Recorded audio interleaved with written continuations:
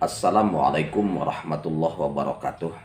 Teman-teman yang dirahmati oleh Allah Subhanahu wa Ta'ala, dimanapun Anda berada dan siapapun yang menonton video ini, teman-teman. Teman-teman, ruqyah syariah sebenarnya perkara yang mudah, karena Islam ini adalah agama yang mudah. Ad-dinu yusrun, agama Islam itu mudah, tidak payah. Jadi tidak sebagaimana yang dibayang-bayangkan oleh orang-orang awam.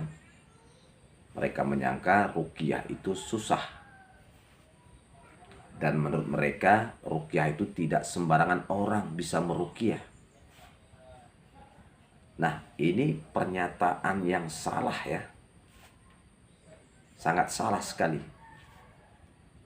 Jadi menurut saya sebagai praktisi ruqyah syariah, semua orang bisa meruqyah asalkan dia memiliki 3 syarat. Ya, pertama, sesuai dengan Al-Quran dan Sunnah Nabi Sallallahu Alaihi Wasallam. Yang kedua, mantranya jelas dan dapat dipahami, bacaannya jelas dan dapat dipahami. Kemudian yang ketiga, kesembuhan itu hanya ada di tangan Allah, bukan di tangan praktisi ruqyah. Ya, itu 3 syarat. Apabila 3 syarat terpenuhi, maka ruqyah itu syariah. Masalahnya sekarang banyak orang mengaku sebagai praktisi ruqyah, tapi bukan ruqyah yang syariah. Mereka lah dukun atau uskun, ustadz dukun. Ya, kalau 3 syarat dipenuhi, maka ruqyah yang syariah. Teman-teman yang dirahmati oleh Allah Subhanahu wa Ta'ala, jadi ruqyah itu sebenarnya perkara yang mudah dan setiap orang bisa meruqyah. Tapi nyatanya, kenapa banyak yang tidak bisa? Dan ini fakta. Berapa kali orang mencoba tidak bisa. Bahkan dia hafiz Quran, bahkan dia kadang bacaan Al-Qurannya Masya Allah, tajwidnya Masya Allah. Tapi untuk meruqyah dirinya sendiri pun tak bisa, apalagi meruqyah orang lain. Apa sebenarnya masalahnya ini? Saya kasih tahu ya rahasianya. Teman-teman yang dirahmati oleh Allah Subhanahu wa Ta'ala, masalahnya emang dia betul ya. Dia pandai baca Al-Quran, fasih, tajwidnya tepat, makhrajnya tepat. Ya. Tapi kenapa tak bisa? Ya. Masalahnya akidah belum lurus. Itu pertama dulu. Akidahnya belum lurus. Tauhidnya belum lurus.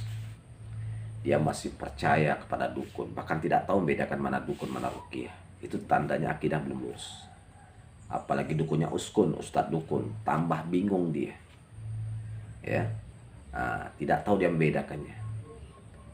Jadi kalau sekalipun uskun ya, ustadz dukun, dia bisa nerawang, dia ngakunya ruqyah, jangan percaya. Mantranya nggak jelas dan tidak bisa dipahami, bahkan baca ayatnya selalu terbalik, ya.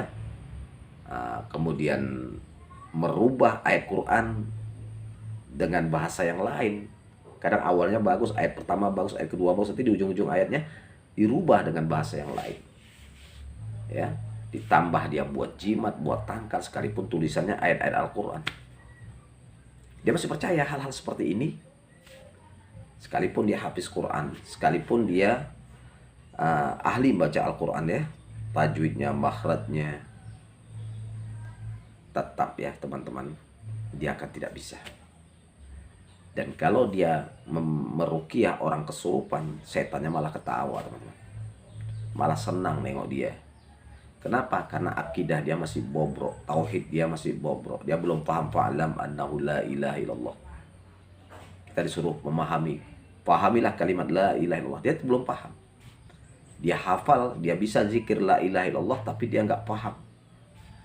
Buktinya kadang pesta dia masih percaya dengan pawang hujan, mengundang pawang hujan. Kalau dia berdagang, dia minta pelaris kepada uskun atau ustadz dukun atau dukun, dia masih percaya. Atau dia masih percaya pakai tangkal jimat, ya. Dan dia tidak tahu bedakan mana dukun, mana yang bukan dukun atau ruqyah syariah, dia tak tahu tuh bedakannya. Tambah lagi ada uskun tadi ya, ustadz dukun, dia tambah bingung lagi. Itu masalahnya. Makanya dia tidak bisa meruqyah. Setan akan ketawa, setan akan senang nengokkan dia, karena dia masih musyrik. Nah, sekalipun dia ahli baca Al-Quran. Karena berapa kali saya meruqyah anak-anak hafiz Al-Quran, hafiz teman-teman, 25 juz, 20 juz. Seharusnya setan kan lari, takut kepada orang yang hafiz. Tapi kenapa tidak? Kenapa dia malah sering kesurupan di pesantren? Rupanya dari kampungnya, ya, ketika mau dipondokkan pesantren hafiz, dari pelosok-pelosok sana ya, sama orang tuanya dibawakan ke dukun atau ke uskun, dipasangkan jimat, pasangkan tangkal. Nah, ini jadi masalah. Berarti akidah dia tidak lurus.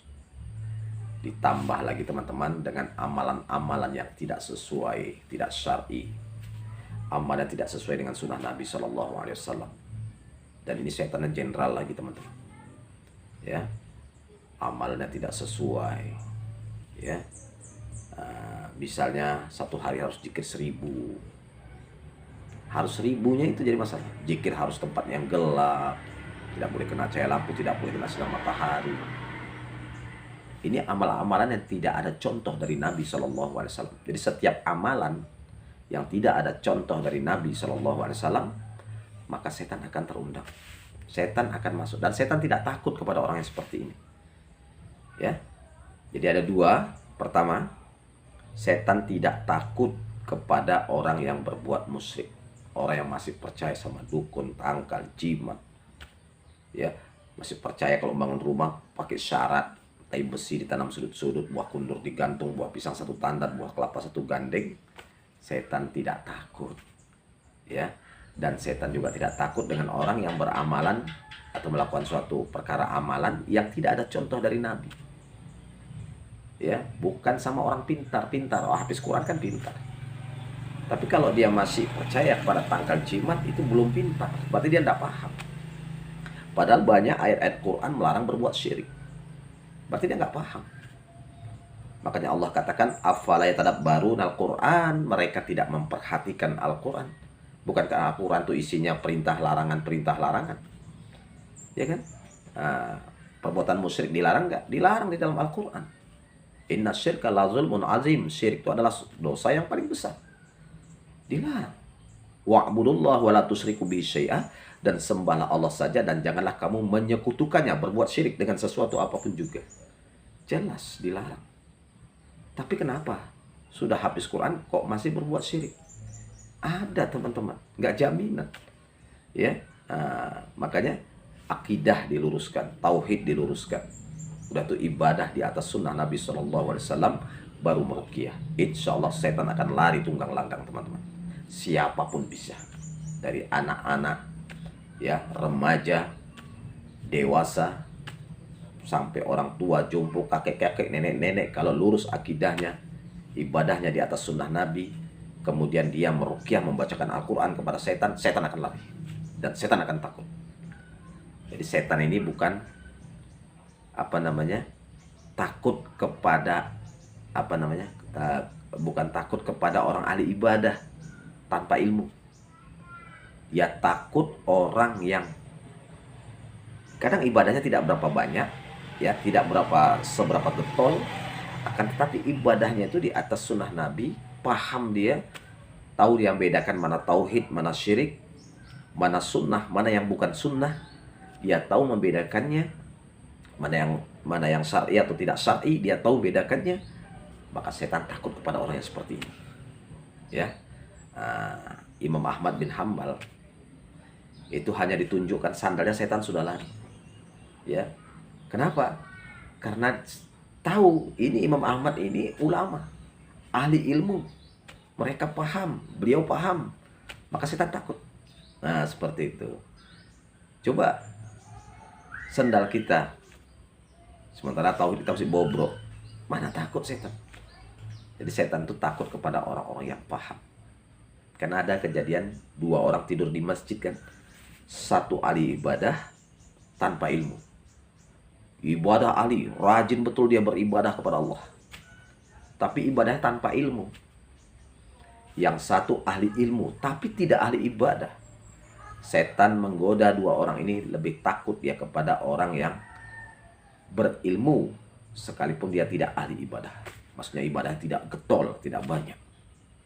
Akan tetapi dia paham, dia ahli ilmu, dia paham mana bedakan tauhid, mana bedakan syirik, dia paham. Mana hak, mana batil, dia paham. Setan takut. Dan setan lebih berani menggoda, ya, mengganggu manusia ahli ibadah tapi tidak didasari ilmu. Ibadah hanya sekedar ikut-ikutan. Demikian teman-teman, mudah-mudahan video ini bermanfaat, ya. Barakallahu fikum. Assalamualaikum warahmatullahi wabarakatuh.